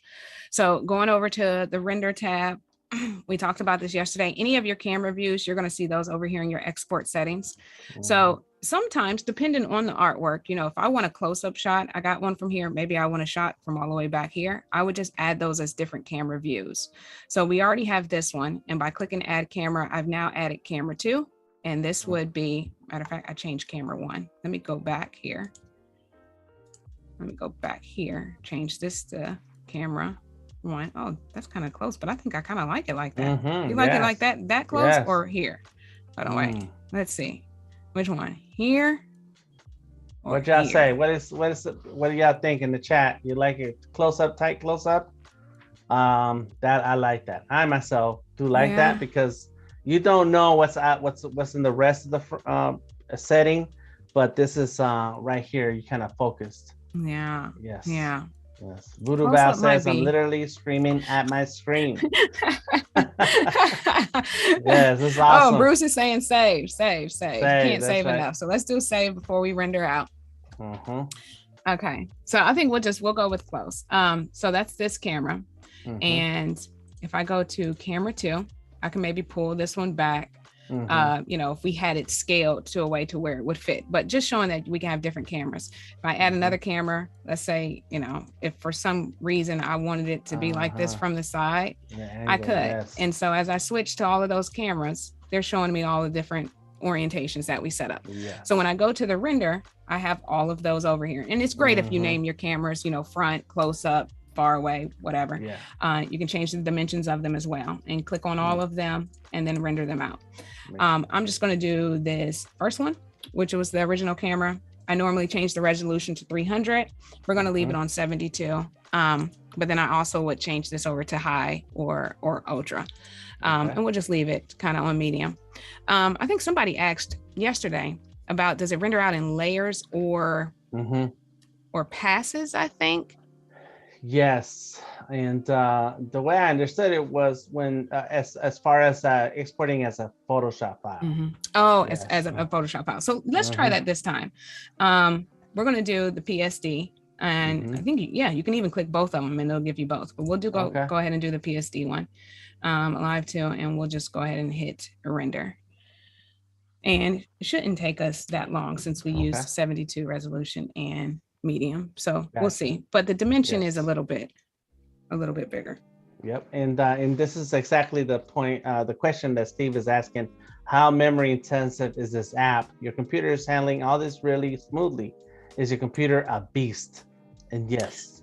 I don't know. I mean, could it be beastier? Sure. That's what I wanted to be. Always. Yeah, right. Always. You're never happy with that. I have a NVIDIA. I have to actually look at it when I say it. NVIDIA GeForce RTX 3070, and so it's fairly decent. I really don't have any issues with it. And sometimes, not on purpose, I have multiple applications going at the same time because I just forget to close things out. But it really doesn't give me any troubles. But I heard the 3090 does really well with working with certain 3D software. So. Yeah, that's the graphics card. And then I think I said 32 gigs of RAM, but I'd have 64 in there. I'm actually looking at all, looking at 4 of the slots. So I definitely discounted. Yeah, that's a beast. That's a beast. You got a beast computer. It's it. It's a baby beast. I'll take it. It's a baby beast, little jealous. That's all. All right. So we got about a minute and 57 seconds while this is rendering. So okay. Cool, I will show you, since we're waiting on that, a variation of kind of how it came out when I had created it before. Gotcha. Let's see, where is it out? And Allison is asking a question. I think this is look at this. We'll talk about that question in a minute.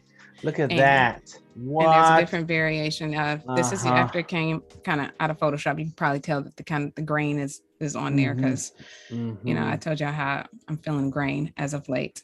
So curious to see how it looks once we take it in there. And I mean, we could just leave it as is. And like you said, it looks good. But I do like to go in there and just tweak it and also see if there's a better color combination. I told you I like to take that hue slider and cha-cha slide to the left, cha-cha slide to the right, and see if there's any better combinations of colors that I didn't come up with. I always do that.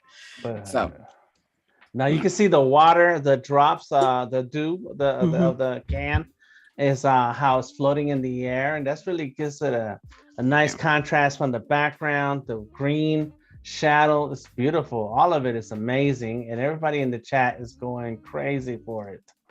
Awesome, Yes. awesome. Glad everybody loves it. Super simple. Not complicated. It's just, I almost think of it as you see people doing a lot of photo manipulation and compositions. They're taking photo images and they're slicing them and dicing them and adding different things. And to me, it's really the same, thing. A lot of people who do those manipulations and compositions, they're not actually the photographer, they're just, you're just grabbing it and you're creating a whole another piece of artwork out of it. And so I kind of think of the same thing. I'm not the person necessarily modeling all of these things, but I'm taking them, I'm using them in, unorthodox ways, took the lamp, kind of made the base into like gauge, took the water drops off the can and figuring out ways to use that. And so it's kind of like 3D manipulation or a composition, kind of the same premise. Yes.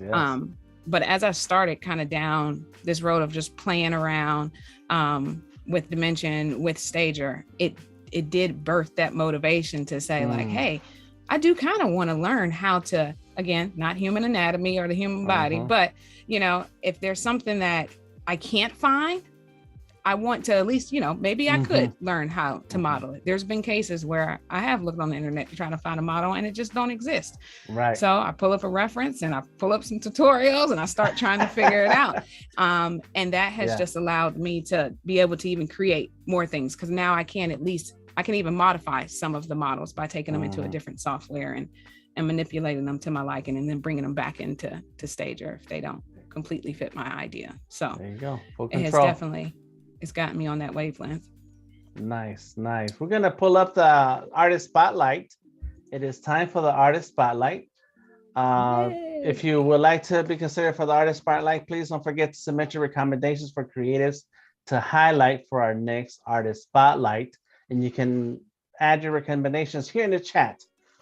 Somebody's going to keep track of all those links that you'd like to share.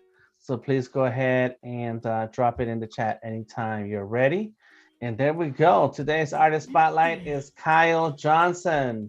Jameson. Oh, Jameson. I was going to say, okay.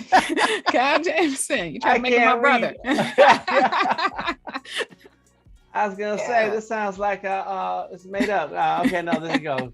Kyle Jameson, how are you doing, Kyle? We're going to check out your portfolio. Yeah. Let's take a look at what you got going on here on Behance. Go for it, Jasmyn. Yeah, it says he's a designer, 3D generalist, and artist. I like that. 3D generalist. I might have to steal that title. What is that? I want to be that. I mean, just off rip, I'm really kind of digging everything he has here. I want to go into these shaders. Oh, he got some tutorials. I'll take some tutorials. I like this, the basic little primitive shapes. Looks like you got some glitter on there, anime wood. So these are materials that I'm assuming he's probably created. Nice. Look at that. Yes. Look, was somebody just asking about some tutorials? There you go. Let's go ahead. We're gonna go ahead and give him a thumbs up on that. We talked about Ganna art. This looks awesome. Look at that. And you know what? You would think the concept, it's simple, Let me tell you something. Trying to come up with the right keywords, so that it produces what you desire, what you're looking for. It's not as easy as what it seems. Right. It takes a lot of trial and error and a lot of practice. This is really amazing. And they all have that same consistent color and theme. Right. And, yes, very nice looking work right here. Wow, this looks like sketches. Looks like on purpose. Yes, it does. And that's very intentional. Yeah, I gotta get to that point one day. Because, like you say, you gotta trial and error, keep at it, and then you'll find those keywords that just mesh well together to give you these images. Yeah, very nice. And Bruce says it's complex. Yes. Very nice. I like that. All right, let's see what else we got here. Do you see anything sticking out that you want to dive into? Because I'll keep clicking. Keep clicking. Because, keep clicking. Yes. Let's see. Elements, gold. Let's see this. Let me look at this Pokeball. Yes.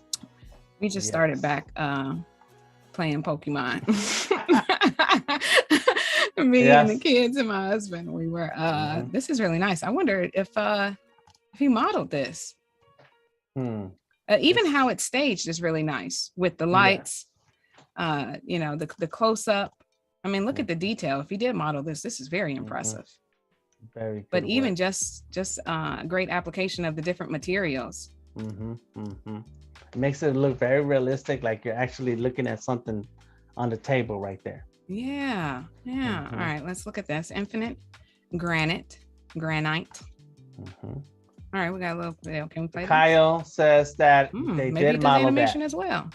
Oh, he did. Oh, Kyle is in the chat. This in the chat. That's Kyle, right. Welcome, congratulations. Kyle. Oh, awesome.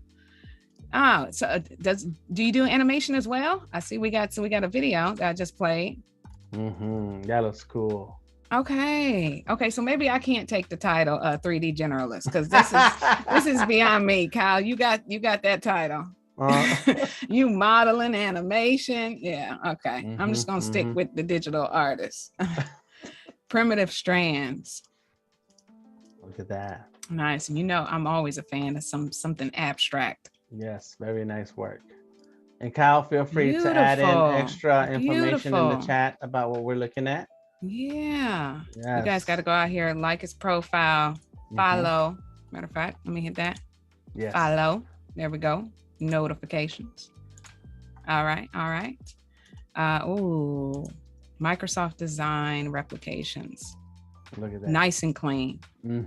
I love it. I like that texture on it. It's amazing.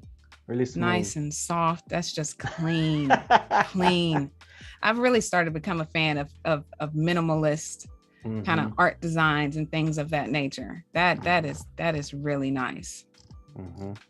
Reminds me of the erasers. So you know, fancy made up looking gummy looking erasers that you would use. Yeah. That you would have in school. Right. I love your style, Kyle. This is awesome. Carbon sink. I'm curious how you created this.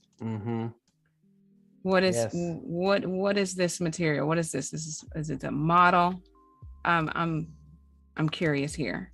Looking at Kyle's profile on Behance, he's part of the Blender 3D team, and yes, he is. So it's probably gonna have some Blender elements in there. That is probably definitely what it is, and that's what I've been learning. You can do some wild things in Blender. It's so vast and crazy.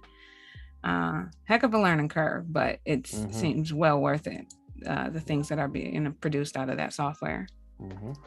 And do notice that Kyle does have a live stream tab on their profile. So if you want to go ahead and check out some of their live streams, and then we should do that and go follow and stay up to date on the live stream, so that then you can learn how he goes about making all of these different pieces. Oh yeah, definitely. Look, this is Blender. We're just hovering over and seeing the UI. Awesome, really nice work, Kyle. Oh yeah, I will be tuning in for sure. Why didn't I know about this?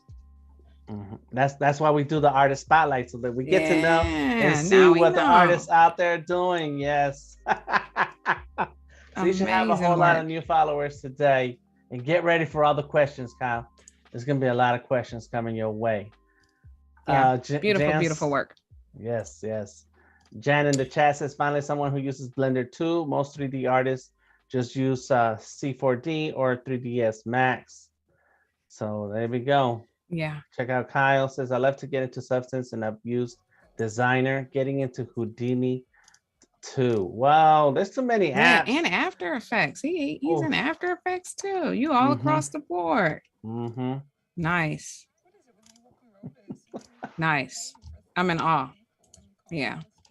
3D generalist. What is again? Designer, 3D generalist, and artist. All across the board. Awesome. Congratulations, Kyle. All right. Do we want to look at some more, or do we want to check our render? I think we should be. Yeah, we should be good with the render. Let's see. Let's take a look. Okay. Thank you. Yep. Thank you, Kyle, for sharing your work. Yes. And we're back with Jaz. Tell us what's happening. What we got going on. Okay, so we're all rendered out, and we do have the PSD. So we're going to see what that looks like, and we're going to pull that up in Photoshop. So let me get image that it rendered out here. Let's see, where did I have that saved? All right. That's like a magazine cover right there, a comic book cover. It can be so many things. Yeah. It's amazing. I would like to see a poster of that in my house. That's super that cool. Would make a nice poster. I'm gonna have to put that in my shop. There you go. All right, so let's see. All right, so if we look with the PSD, we have those layers, kind of those flat images. They have them turned off, but if we were to kind of just turn them on, you can see how, and it even, material selection mask, object selection mask, and then they even, let me turn them off. So that's the object selection one. And then this is the depth map. Wow. Now, I said it yesterday, I'm not the best in Photoshop. How would you, do you know how you would use this depth map? I remember the Facebook 3D effect for your photos, and if you were to have if you were to map out the shading in your photo, then it would make it easier to render a 2D flat drawing into and have that what do you call that when you're moving around like this, and I forgot the word. And so that's what I remember about that, but I don't really mess too much with Photoshop or making adjustments like this. Yeah, so this is something cool to look into. Well, they put it here, so I'm sure it's super helpful for somebody who might need to use it. Yeah. But yeah, so that's what you have. I could definitely attest to the fact of at least having these to where it's just easily to make those selections for changing the color of something, or adding maybe a glow to a certain area, or to an object. You can definitely, it just makes it so much easier to select those. So they include those if you decide to export it out in PSD. So I'm going to go ahead and they give you two images, one that's denoised, and then one that doesn't. Okay. And the way I render mine out with a lot of samples, so there really shouldn't be a lot of noise. I really can't visually see the difference between, if I look at, I do actually, you just got to zoom in. You can see that there's kind of noise in this one. There's grain, not the type of grain I like in my photos, but it's there. So you do have one that has a little bit of noise, and then the one that's denoised. So let's see, we're going to go ahead and add some of those adjustments. It's the big three: brightness and contrast. And again, I'm just adjusting them to see. And this is the part where someone had said before, asked the question, Allison was asking about changing the colors totally to something like candy colors, pastels, and right now, Joy designer is saying there's the pastel. So there you go. Paul Trani is in the house and with more answers. So Paul Trani says, name your depth map, image_depth.jpg, name your image as image.jpg, upload both to FB, and it will put them together. Correct. That's what I remember. I remember. Yeah. So there's some instructions here on how you use those layers. Thank you, Paul. That's advanced. Yes. Thank you, Paul. Okay. So yeah, I'll come in here and I'll play, and I'll just see if any of these, make me feel good, better than I felt when I rendered it out. And then that's what I kind of just stick with. I really don't mind this being that bright. I kind of like the way that looks. I kind of like the way that looks.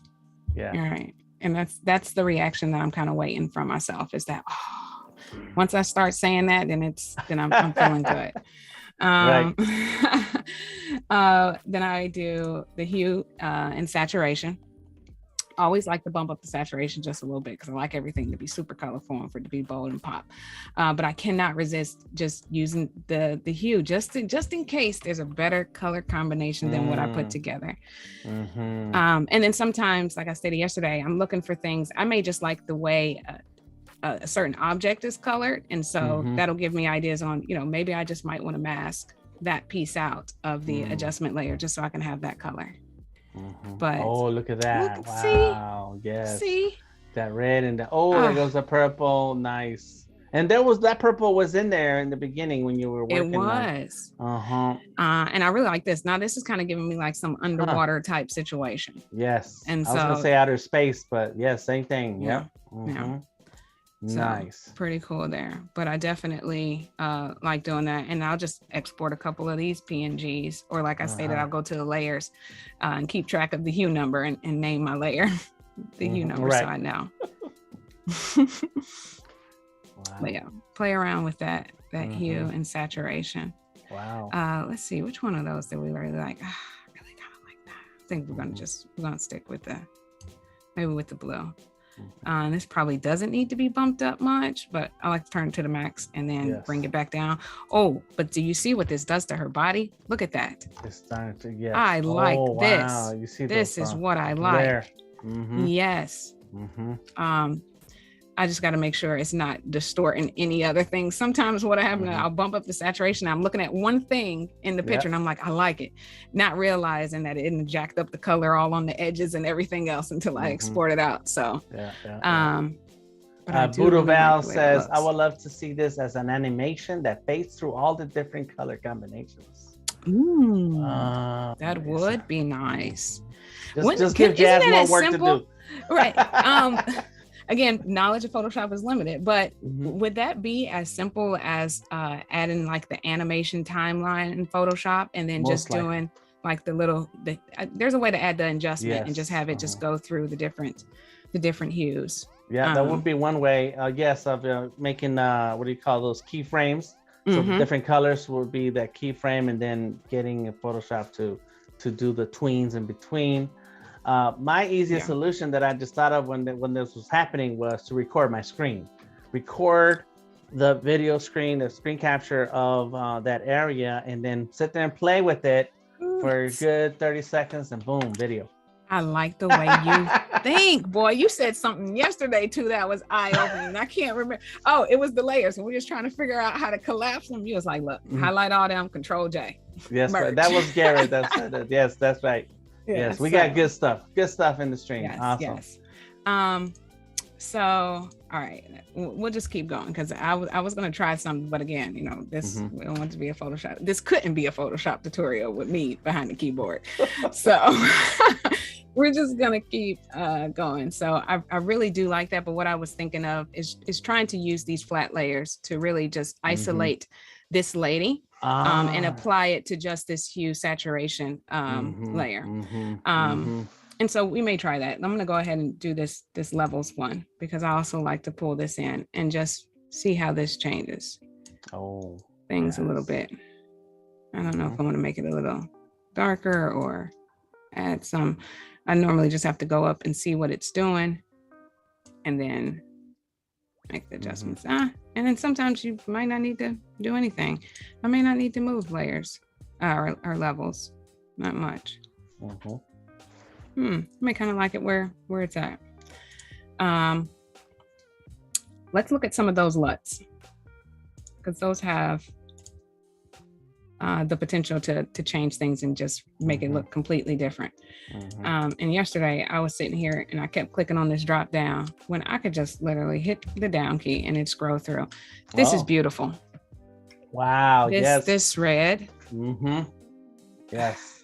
A little bit of green. And it's we got like 2-3 colors that's happening here. And just look how that looks so amazing. Yes. Same. Whoa. That's not. I like that. Yeah. I like that one. I don't know. You like this one? This one is bleach bypass. All right. All right. So we got bleach bypass. We're gonna get the chat to tell us which one. So we got bleach bypass. See if you see another one that pops up that fancies you. This the one. This one. Yes. This nice muted one. Okay. Yes, so we got candlelight and beat and bleach. Nice. Kind of gives it a little water. Yeah, that wasn't too bad. This crisp winter. It's giving me kind of aquarium. I mean, you almost really can't go wrong with like any of these. Yeah, that's why you save a version of each one of them. And then like once you add them to your store, online store, and people can buy the poster, they'll buy the color that fits their decor, you know? Yeah, very true. Yeah. I get a cut. A little funny. I got you. Yeah, That's nice. these are nice. I kind of like this too. That has that I don't know. I just feel like it's like there's a little fog that's over it. Yes. You know, and if you're a Photoshop expert, and probably someone should do like a part 3 to intro to 3D design, where they take all this artwork and show us what all you can do in Photoshop. Because some of the effects that I like is the vignettes. You know, so there's a ton of stuff you can do in Photoshop. Like the darkness or the light around the corners. And I forget what's the name of when you kind of focus on a particular place and then kind of blur out the rest. So it has that depth of field. Type situation. Yeah. So you can go really hardcore with Photoshop. This is what Photoshop is for. And that is awesome. I really like this one. Yes. I like how the little colors stick out. Yeah. Yes. That one's really nice. I think there's so I think that's it. So we got the teal orange one. And let's see, can I have multiple? I'm gonna have to name something again, y'all. So we got teal. We can do multiple of these, correct? So we do this one, and I think it was bleach bypass. Boom, look at that. We like. All right. So this one is bleach. And then we have, let's turn that one off. And then do this candlelight. I think it was candlelight, right? Okay. All right. So we're gonna get there we go. We're gonna get the chat to weigh in here. So we got candlelight, we got bleach, and we got teal. So teal, bleach, or candlelight. Look at that. Let us know in the chat. What's the final one? Yes, let us know in the chat. We got a few more minutes left in today's stream with Jaz Da Artist, Jasmyn Johnson. Go ahead and click on the links in the chat to Voodoo Val. Thank you, Voodoo Val, for the links. Go ahead and give us a follow, and make sure you stay tuned for more live streams with Jaz Da Artist and 3D. This is amazing work. Very cool. I like it. I learned a lot today. I don't know about all of you out there. I learned a lot in these 2 days. My brain is overflowing. And we haven't even looked at Painter. Painter is absolutely amazing, where you can pull in any of the 3D models and assign different materials to each of the pieces, but it even gets more in depth because you're actually using various brushes, various stencils, and actually painting onto each one. So think of all of those brushes that you have, like in fresco, like the acrylic brushes and the water brushes and all of those things. You have those.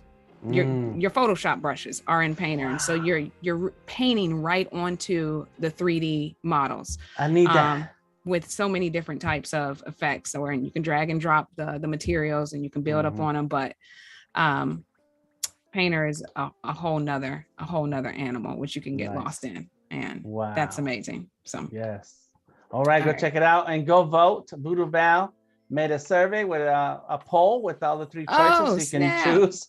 How a lot of people are already saying teal. And, so we'll check on those votes in a second.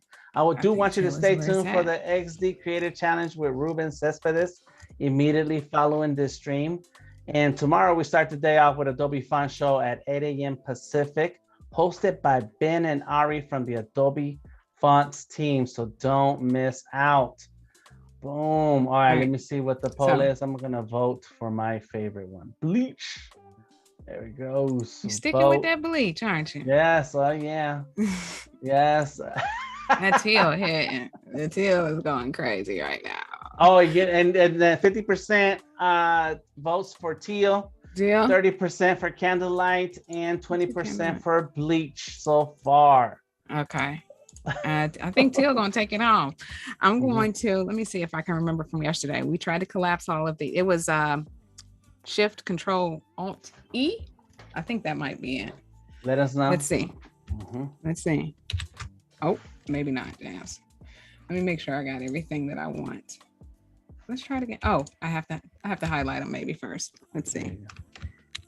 Yeah, that's Boop. the There it part. is. There That we was it. go. Look That at was you. it. Big timer. All right. So what we got? We still have Let me see. What's the voting? Has anybody else voted? Let me see. Oh, Candlelight has taken the lead at no way. 35%. Bleach is 35%, and Teal is at 29%. Wow. Get So out of here. and that's it. Candlelight is Candlelight and Bleach are tied for 37%, and Teal is way behind. What happened to my Teal, yo? I gave y'all free packs and models and materials. Y'all went against me. Oh, wow. No, let's see. Okay. All right. So it was Bleach. Bleach is what it is. Yes, that's right. Okay. All right. This is the one I'm gonna upload to my Behance profile as what we did on day 2. Teal didn't make it. All righty. And then I'm just gonna go ahead. You know, I like to end with putting my noise on it. I don't know why. I just feel like noise, it does something. And I'm not really sure the difference between uniform and Gaussian, but I know Gaussian kind of has like a little blur effect, right? I mean, yes. Yeah, that's what I thought. And Candlelight is now winning. Much. There it is. And I was gonna say, you do that because you want to take it a little bit away from so digital feeling look to it. So that's really what it is. That's what I think. I think that's accurate. I haven't figured out exactly in my brain why, but that's what I'm going to use. I don't want it to be so digital. There you go. Thank you very much, everybody. Say goodbye, Jazz. Goodbye, everyone. Thank you for hanging out. Thanks for being here. I appreciate all of you guys. Y'all could have been anywhere else, and y'all decided to be here on Adobe Live with me and Dan repping the A. So we appreciate you. Awesome. Have a good day, everybody. Bye.